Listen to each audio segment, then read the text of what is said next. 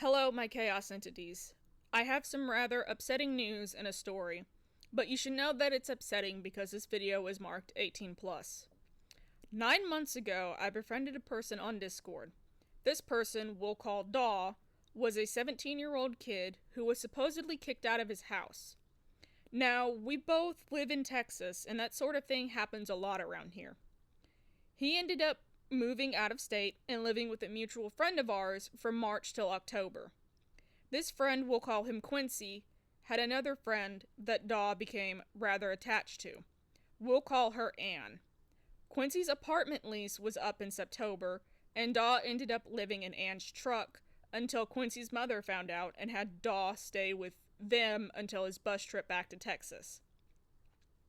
Unfortunately, he had to come back to Texas because there was no way Daw could get an ID in this other state. As a last case option, I opened my home to Daw. This is when he became a terror. Daw was an okay roommate at first. Then he started to try and separate me from my girlfriend that didn't like him. He also would not let me have a moment to myself. He would time his breakdowns to the weekend, which is when I was supposed to go and see this girlfriend.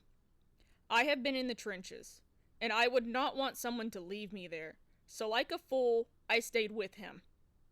Me and my mother put up with him, making our kitchen and house an absolute mess, and tried to help him. After all, he was cooking us dinner, but wouldn't clean up after himself, often coming up with some reasonable excuse not to do it. I assure you, it gets worse from there. This is marked 18 plus for a reason. Our conversations when my mom went to bed would get incredibly odd, and I told him on several occasions that they were odd. Daw would often ask me to punish him by spanking him with a belt. He would get pouty when I told him, "I will not indulge your trauma." He would also intentionally regress to the age of, at the youngest, 5 years old. Quincy also said he did this behavior with him, but Quincy thought it was another personality that was coming out and didn't think too much of it. Trauma survivors often end up with DID, and that's what Quincy thought it was. I have my own trauma, and I do not like being touched. I explained this to Daw, and he still insisted on cuddling my legs like a child. This action is what ultimately broke me. There were a lot of signs that there was something wrong with Daw. It wasn't until I broke and told a bunch of friends what was happening with me that a bunch of us started putting two and two together. Another two victims were a part of this conversation, along with Quincy and someone who almost ended up as one of his victims. The other two victims we'll call Samantha and George, and the almost victim, his wife, and newborn we'll call Dan, Mary, and Baby. Samantha was the victim before Anne. Samantha said that Daw would do a lot of love bombing and call her mom. These are things he also did with me. Samantha was lucky enough to live outside of the US. George, on the other hand, did live in the States. There were several times that Daw asked George where he lived. Daw, trying to make a connection with George, basically copied his family plan from George. 2 older siblings and 1 younger sibling. George did not fall for that at all. Nor did we realize that Daw had the same family setup as George until I brought it up. Dan and Mary were going to let Daw move in with them. Luckily for them, Mary was pregnant at the time and had those extra instincts you get when you become a mother. Daw was never allowed to know where they live. As we were all putting our separate puzzle pieces together, we came to some very concerning conclusions. Another person in the conversation, we'll call him Mark, had been through extensive therapy because he has the same signs that Daw showed. Mark is now a safe and functioning member of society. Quincy is also very knowledgeable about psychology, along with my girlfriend and myself. Quincy brought up the dark triad of personality traits. Machiavellianism, psychopathy, and narcissism. At first, only 2 of these fit. I can't pronounce this word. the Machiavellianism and psychopathy. As we put pieces together, it became clear that he was also a covert narcissist. Malachianism Malachianism is the deliberate manipulation for personal benefit. Him copying George's family plan was that in its entirety.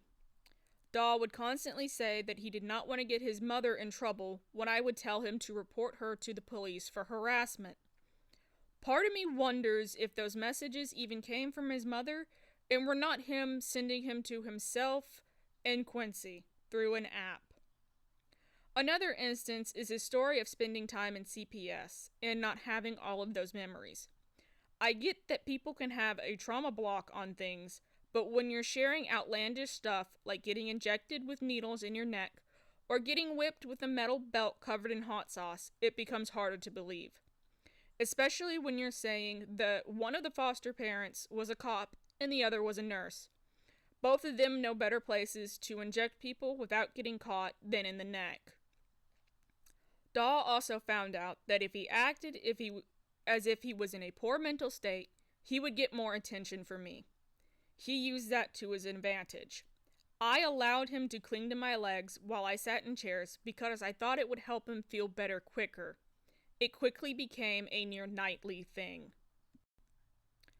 Psychopathy is a general apathy, lack of emotions, and lack of care for how your actions are affecting another person. I would get mad at Daw for numerous things. Clinging onto me, keeping me from streaming, having me go on walks at midnight due to his anxiety, constantly trying to get me to walk places when I cannot physically do so, etc. I was very clearly bothered by his clingy behavior and constant asking to be spanked. He even told me, the only way I learn is through physical punishment, which I know is false, because he would actively avoid making me mad at him because he knew I would not do such a thing. I used my mom voice. He did not like that. He wanted me to mother him without raising my voice, because that ruined his fantasy. Narcissism. Do I even need to explain that one? It was harder for us to detect his narcissism due to him being a covert narcissist. Covert narcissists are the ones that ask you to do basic tasks for them and willingly self-deprecate so you give them praise. This was a constant. It is why he would love bomb me. The small glimmer of hope that I would slip up and say it back. I can hardly say it to my partners. Why would he be any different? Because he doesn't understand emotions. Again, pointing to psychopathy. He would constantly ask what he did to earn such care and kindness. That one I answered almost every time. He would also be perfectly capable of using kitchen knives when I wasn't around. If I was in the living room or he knew I was awake, he would have me cut things for him. He would also go behind other people mentions in this I'm off script now, shut up. He would also go behind other people's backs and talk quite rudely about them. One of these people, we'll call Adam, was taking the spotlight off of Daw.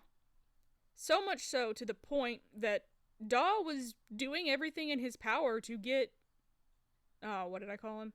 Adam banned from the Discord server, which wasn't going to happen. At the end of the day, I was his victim for 9 months. Anne was his victim for 7 months. George and Samantha were his victims for 9 months as well. There are more before us.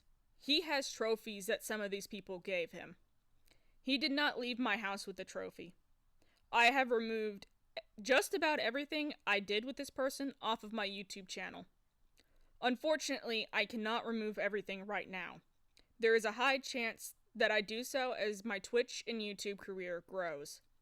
He was, unfortunately, my main chatter in my Twitch streams. I hopefully have him completely banned from everything. For the next year or two, I am going to be suspicious of everyone who comes into my community. I should not have to live like this.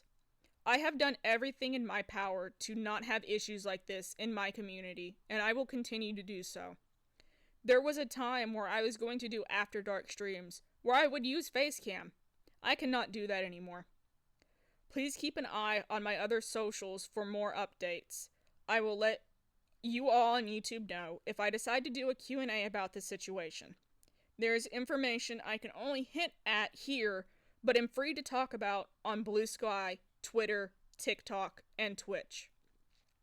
I fully expect that this video gets shadow banned by YouTube, so please share it around, especially in Discord servers. That's where most of his victims came from. Most importantly, please send every victim of his good vibes, prayers, and whatnot. We are going to need a lot of time to heal from all of this. I'm going to be going back to therapy over this.